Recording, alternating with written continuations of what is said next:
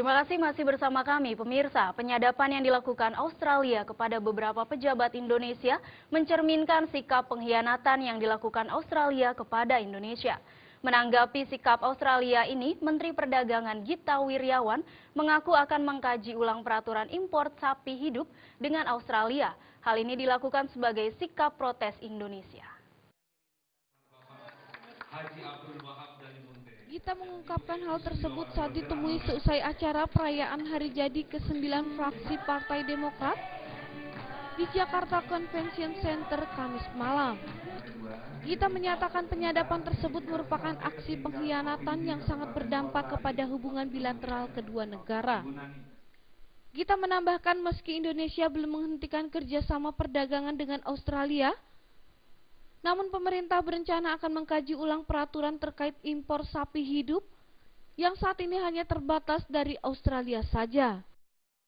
Yang saya sudah katakan sebelumnya, ini adalah aksi pengkhianatan dan ini tentunya berdampak terhadap hubungan bilateral kita, dan dalam konteks perdagangan kita lagi dalam proses mengkaji ulang apa saja yang perlu dikaji ulang, dan tentunya kalau bicara yang mengenai hal yang paling berdampak langsung itu tentunya adalah importasi produk-produk peternakan dan pertanian.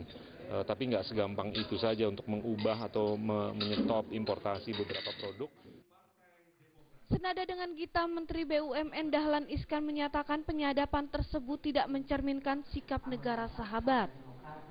Dalam menambahkan sikap politik Indonesia harus tegas, namun kerjasama bisnis dan kebudayaan harus terus berlanjut. Sahabat kok menyadap, begitu. Itu namanya nggak percaya pada sahabat. Tetapi bisnis menurut saya harus jalan terus. Ya, politik kita harus bersikap secara tegas, tetapi bisnis, kebudayaan tidak boleh terhenti.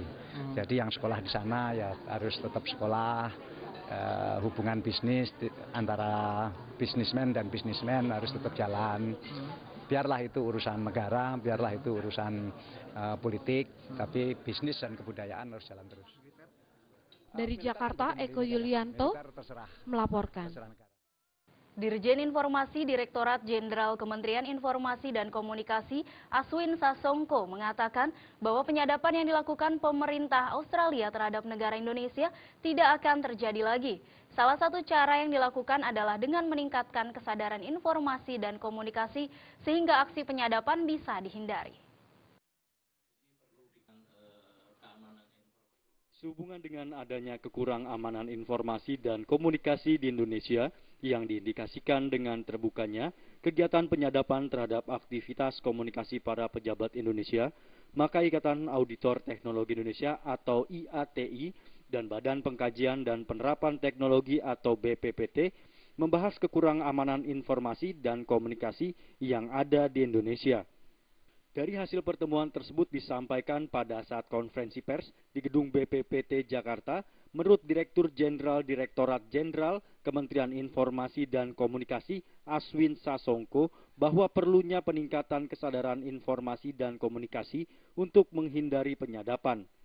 Aswin Sasongko juga menambahkan perlunya meningkatkan keamanan komunikasi dalam berkomunikasi. Teknologi yang kita pakai untuk pengamanan kita. Begitu kita menggunakan suatu teknologi untuk kita, apakah itu untuk pengamanan, apakah itu untuk produksi. Sementara itu, Ikatan Auditor Teknologi Indonesia dan Badan Pengkajian dan Penerapan Teknologi mengusulkan pemerintah untuk melakukan audit teknologi sistem keamanan informasi pada sistem teknologi informasi yang berada di lingkungan kantor pemerintah maupun di kantor lainnya.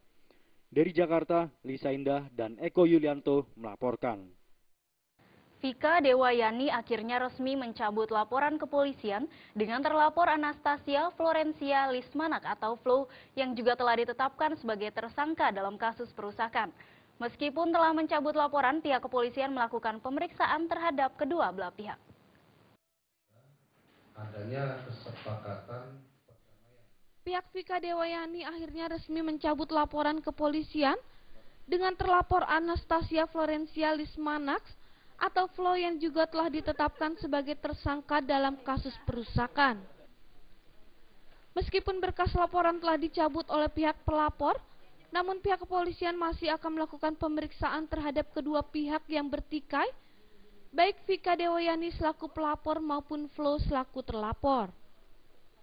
Kepala Bidang Humas Polda Metro Jaya Kombes Pol Rikwanto mengatakan, meskipun Vika Dewayani telah mencabut berkas laporan di kepolisian, kepolisian tetap memerlukan kedatangan kedua belah pihak dari pelapor dan terlapor untuk dilakukan pemeriksaan dalam kasus tersebut. Pencabutan laporan polisi yang mereka sampaikan didasarkan pada adanya kesepakatan perdamaian antara pihak yang bersengketa.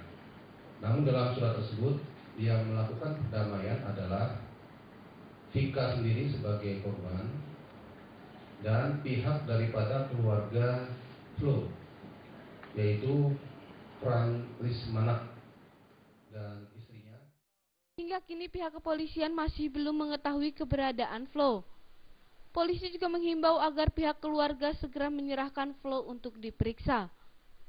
Sebelumnya pihak kepolisian juga telah memeriksa beberapa orang saksi, diantaranya pelapor Vika Dewayani dan Satria Yudi Wahono atau yang lebih akrab dengan panggilan Piu. Penyidik berencana untuk memanggil ulang saksi Piu. Pasalnya keterangan Piu dianggap tidak sesuai dengan apa yang disampaikan oleh saksi-saksi lain. Dari Jakarta, Zikri Amin melaporkan. Jangan beranjak dulu pemirsa, di segmen terakhir kami masih memiliki sejumlah informasi. Tetaplah bersama kami.